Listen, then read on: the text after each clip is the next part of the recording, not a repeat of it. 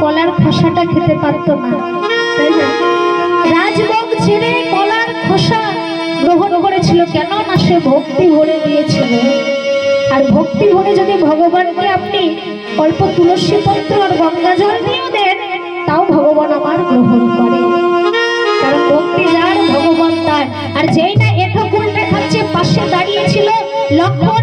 লক্ষণ বলছে, দাদা তুমি না রঘুবংশের ছেলে, রঘুবংশের ছেলে রাম হয়ে তুমি একটা কিছু জাতির মেয়ে এঠো কুল খাচ্ছ।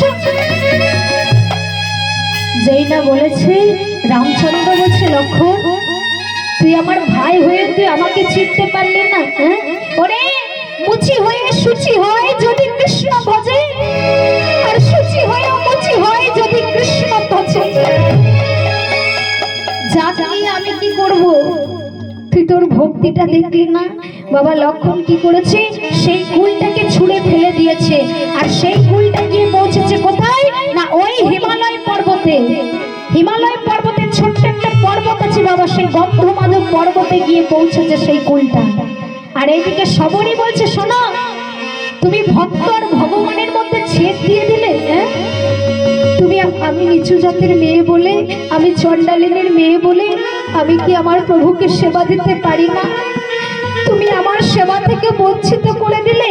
বেশ, আমিও তোমায় অভিশাপ দিচ্ছি, যে কুলটা তুমি ছুঁড়ে ফেলে দিলে সেই কুল ছাড়া তোমার প্রাণ ফিরে আসবে না।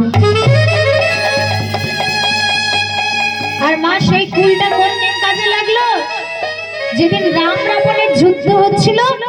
এবার যুদ্ধ হতে হতে রাবণ একটা বাণ ছুঁড়ে মারলো লক্ষণের বুকে। বাণটার নাম কি? শক্তিশাল বাণ।